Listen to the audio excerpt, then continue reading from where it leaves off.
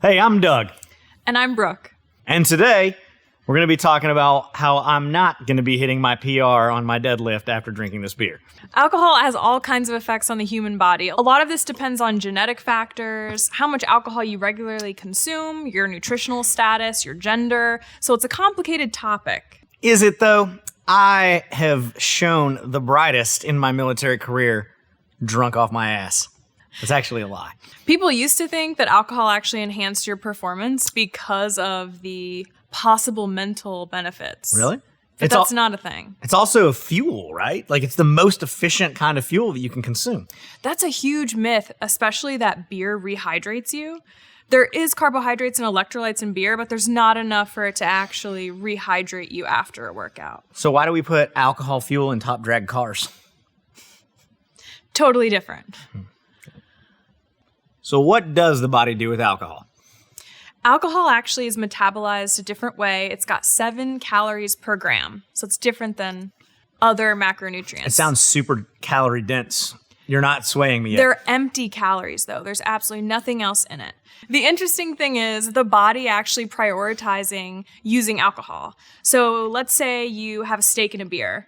So because your body's prioritizing the metabolism of alcohol, you can actually have different kind of nutritional deficiencies, and you're going to end up drinking or eating too many calories. So a lot of people have a hard time maintaining the optimal body composition. So hypothetically, though, if my body's prioritizing the metabolization of alcohol, in theory, drinking alcohol while I'm doing a sport is actually the best for me because it's the most energy that I can get immediately. No, because your body prefers carbohydrates and lipids over anything else. But you just told me that it preferred alcohol over everything else. It takes priority in the way the body metabolizes it. Okay, explain that. If given a meal with alcohol, the first thing the body is going to try to metabolize is the alcohol. But they're absolutely empty calories. So like how many calories are in? So let's use this as an example. 16 ounces. So 16 ounces. Anything over, this is 10% alcohol. Anything over 5% alcohol is going to also increase your urine output. So you're going to be dehydrating yourself, which is then going to limit the recovery if you're in a dehydrated state. If you're drinking this before that deadlift, not PR, not going to happen, then you're actually going to be going into your workout in a dehydrated state. Which is crippling my performance back to 46%, like we said in that last video? Yes. If you want to check out that last video on hydration, click the link above. So, first thing that I'm going to accept that Brooke is right about and I'm wrong about is that I need to be hydrated in order to perform well. Alcohol dehydrates me. Therefore, it is bad for my performance overall, even if the calories are dense. And as Brooke claims, they are empty calories. I do not know what that means. In alcohol, so in 1 gram of alcohol Yes. versus 1 gram of carbohydrates. Yes. In 1 gram of alcohol, all there is 1 gram of alcohol. But there's 7 calories there. There is 7 calories. And there's only 4 in a carbohydrate. Carbohydrate, right? That's true. But what makes carbohydrates different is then there's actually a macronutrient fuel source for it to be broken down. There's micronutrients. So when I say empty, that's what I mean is there's nothing else there. It's just alcohol. Your body isn't getting anything else from this calorie. So if I was on an IV of alcohol, I would be able to perform top notch forever. Because IV of alcohol and water. Alcohol will provide energy. I'm not arguing that. I'm just saying that alcohol hinders your performance in a variety of ways and isn't the best fuel source. So even though hypothetically alcohol is the most calorie, energy dense. Fat is technically the most energy dense Is because there that's 8? 9 grams. Oh, 9, okay. Yeah, 9 calories per gram in fat. All right, okay. But your body doesn't really want that either during exercise. Your body prefers carbohydrates. Because it wants to burn them quick, right? Yep. Simple carbohydrates, something that's going to be not accompanied with a lot of fiber and easily digestible is preferred. Gatorade. H2O. Gatorade. H2O. Consuming alcohol before versus after have different effects. Before activity or after activity, right? What is the significance of that? So if you're consuming alcohol before you work out, which is definitely less common, but it happens, They did some studies with trained cyclists, actually. So you're looking at a decreased power output if you're drinking beforehand or during exercise. Also, decreased oxygen consumption, decreased CO2 output, which is crucial for those energy systems. You're going to have delayed reactions. You're going to have worse coordination. So all of these things are going to hinder your performance in the long run. If you're a serious athlete, I would not recommend consuming alcohol before activity at all. But what about after? After is a little bit different. If you go right into drinking after a workout, you run into that problem where your body is going to want to metabolize all the alcohol to clear your system first, and it's not going to take up that nutrient. So even if you've got this really great post-workout snack or meal, if you're pairing it with alcohol, you're not going to get the full benefit. They did some studies with people who had their adequate protein intake and alcohol versus just their adequate protein intake by itself. And even when you do that with alcohol, you're not getting everything you need, and it ends up being an inefficient way to then try and get your nutrition plan. So in all honesty, I know people are going to drink. I'm not saying don't drink. But what's best is after you work out, you're going to go ahead and eat and hydrate and then have alcohol. So if you're a middle-aged male in Lycra, a mammal, as we say, and you wonder why you ride 50 miles on your bike and then stop at a bar with all your friends to have 3 beers and are still fat, we know why. Brooke just nailed it. Think about that.